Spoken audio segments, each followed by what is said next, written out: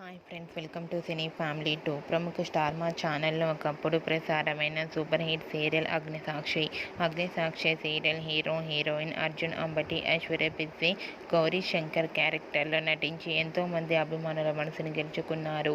అయితే అతి త్వరలో అగ్నిసాక్షి పార్ట్ 2 రాబోతుంది.